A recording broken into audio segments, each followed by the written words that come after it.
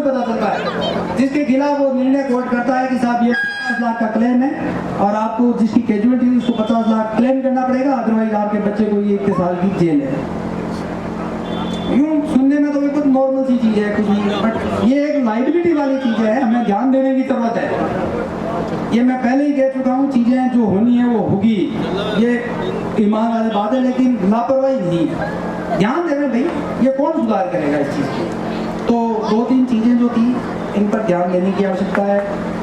दूसरी जो चीज़ जो थी एंट्री के हिसाब से अपन बात कर चुके हैं। बच्चों को जो चाहिए वो ये है कि एक हेल्दी एनवायरनमेंट में आगे बढ़ें, पॉजिटिव एनर्जी के साथ उस मालिक पर जिसने हमें पैदा किया है। पहली प्रायोरिटी ईमान और भरोसे वाली है। आपका ईमान मजबूत होना चाहिए। माँ बाप के बारे में सोचने का मतलब सिर्फ यही था कि उनकी मेहनत को देखें, माँ बाप का आप रेस्पेक्ट करें, उनकी दुआएं ले लें, ये सफिशिएंट है। यदि आप ईमान रखते हैं, जो फर्ज ऐन वाली चीज़ें हैं सब जानते हैं, आलिम बहुत अच्छे से बता सकते हैं, उनको यदि हम फॉलो करते हैं, हमारे माँ बाप का रेस्पेक्ट करते हैं, गुरुजनों का आदर करते हैं, तल्लीन होकर अगर हम मेहनत करते हैं, तो कुरान मजीद में अल्लाह रब्बुल इज्जत ने इरशाद फरमाया है बिस्मिल्लाहिर्रहमानिर्रहीम कि वला तहीनु वला तहजनु व अंतुमुल आलौना इन कुंतुम मुमिनीन। आलिम बहुत अच्छे से तर्जुमा इसका बता सकते हैं।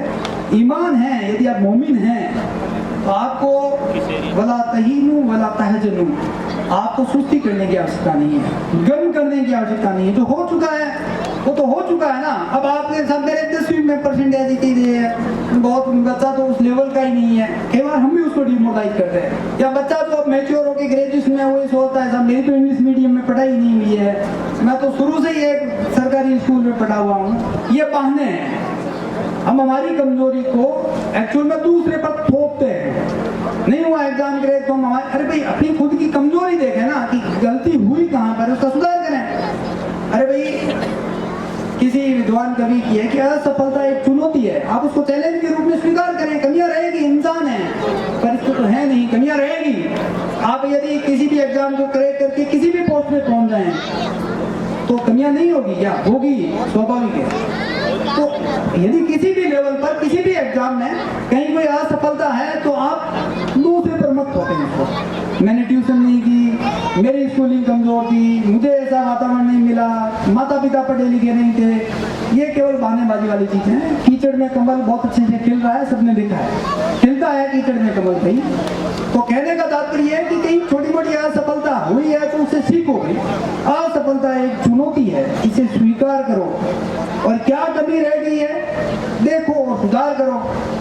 जब तक सफल न हो नींद चैन को त्यागो तुम, और संघर्ष के मैदान को यूं ही छोड़कर मत भागो तुम। कुछ किए बिना ही जय जयकार नहीं होती, कुछ किए बिना ही जय जयकार नहीं होती, और कोशिश करने वालों की कभी, और लहरों से डरकर मौका डरने की आवश्यकता नहीं है। क्या है खोने को, क्या है? आपने अगर कलेक्टर का एसपी के बारे में एग्जाम के बारे में सोच लिया तो है क्या खोने को? मेहनत करें ना, ईमानदारी से मेहनत करें। किसी भी एग्जाम के लिए कह रहा हूँ मैं, चाहे वो डॉक्टर साहब का है चाहे इंजीनियर साहब का है, खोने को क्या है? खोने को तो कुछ है ही नहीं ना। ऐसी क्या चीज है कि आप खो दोगे? नहीं है ना, तो फिर बढ़ो आगे। एक अनुभवी से ही तैयारी करेंगे, अनुभव तो हो जाएगा। हो सकता है छोटे भाई बहन के लिए काम आ जाएगी वो चीज।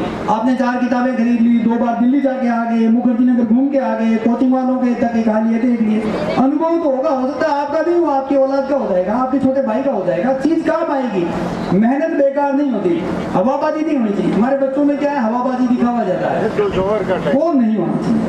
तो क्योंकि जोहर की नमाज का भी वक्त हो रहा है तो मैं मेरे शब्दों को यही विराम दूंगा। मैं फिर एक बात जरूर शॉर्ट में यही कह रहा था, जो बच्चे तैयारी कर रहे हैं, कभी किसी और दिन मेरे को बताया भी था कोई लाइब्रेरी वगैरह यहाँ चल रही है, तो उन बच्चों से अलग से मैं खुद इस संदर्भ में इच्छुक रहता हूँ। मेरी इच्छा है, एजुकेशन डिपार्टमेंट से भी जुड़ा हुआ रहा हूँ उसमें, तो मेरी खुद की थोड़ा एजुकेशन डिपार्टमेंट वाला कुछ अभी भी है तो थोड़ा ज़्यादा बोलने की आदत सी है।